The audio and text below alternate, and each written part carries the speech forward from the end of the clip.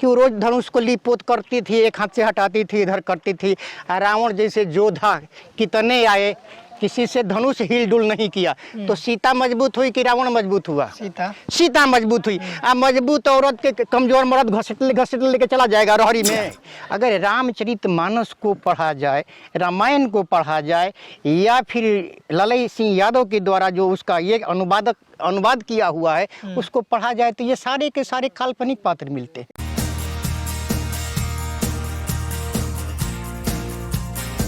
मैंने कोई रामायण लिखा नहीं, मैं रामायण पढ़ के बात कह रहा हूँ। और एक नहीं 7 रामायण हमने पढ़ा है। और इसी समाज के जो तमिलनाडु के रहने वाले, तमिल भाषा में लिखने वाले हैं, जिनको पेरियार का नाम पड़ा, ईवी रामास्वामी नायकर उनका नाम था। और उनकी बात को हिंदी में ट्रांसलेट करने वाला, अनुवाद करने वाला हमारे बीच के रहे माने ललई सिंह यादव ने किया। तो इन्होंने ये दिखा दिया है। अगर रामचरितमानस को पढ़ा जाए, रामायण को पढ़ा जाए, या फिर ललई सिंह यादव के द्वारा जो उसका ये अनुवाद किया हुआ है उसको पढ़ा जाए, तो ये सारे के सारे काल्पनिक पात्र मिलते हैं। उदाहरण के तौर पे मैं देख लूँ, मैं यही को बताता हूँ।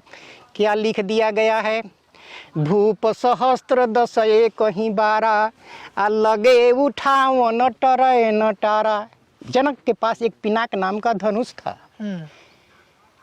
तो उनके 14 अक्षौणी सेना थी जो आज तक उसको हिला डुला नहीं सकी। वहाँ अगल बगल में घास जम गया था और वो गिरजा की मंदिर में रखा था।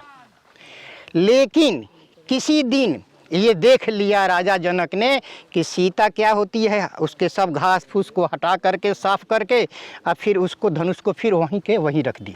यानी घर की औरतें जिस तरह से बर्तन घर में ये होती है ना, घर लिपने के क्रम में इधर का बर्तन उधर हटा दिया, यहाँ लिप पोत कर दिया, फिर बर्तन को वहाँ कर दिया। तो राजा जनक की 14 अक्षौहिणी सेना से सीता मजबूत हुई कि कमजोर हुई? मजबूत हुई। और फिर ये भी कह रहा है कि भूप सहस्त्र 10 कहीं 12, लगे उठावन टरे नटारा। 10,000 योद्धा के मिल के भी उस धनुष को नहीं तोड़ पाया, क्योंकि राजा जनक ने ये शर्त रखा था कि जो इस धनुष को तोड़ेगा उसके साथ सीता की शादी हो गई। एको आया, एको से नहीं टूटा, तो सोचा कि 100 आदमी मिल लिया जाए भाई। एको दिन तो सीता जी हाथ थे, कहीं जिंदगी मिली तो एको दिन तो जब बिया होता था ना बढ़िया बाड़ी, तो एको दिन तो हाथे हन उ सब है के दाची हार के चल गुलन के से उठल है। तो ये तो ये झूठी लग रहा है ना। उसमें रावण भी आया था, बाणासुर भी आया था, बड़े बड़े कितने का नाम के, जब 10,000 का तो हमको तो उतना यादो नहीं है। तो सीता मजबूत हुई कि रावण मजबूत हुआ?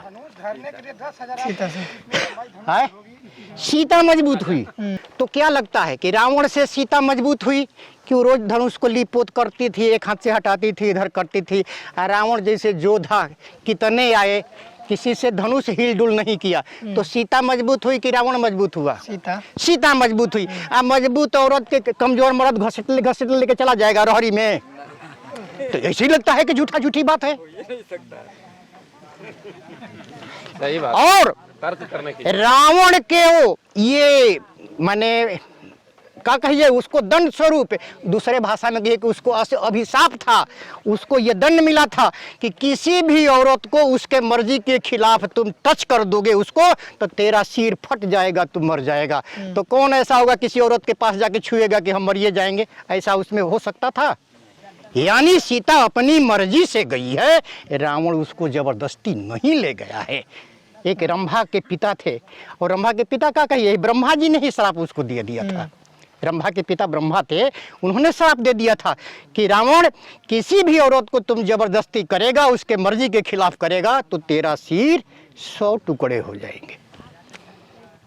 और बोलिए रामायण पर और किन की बात कहते हैं?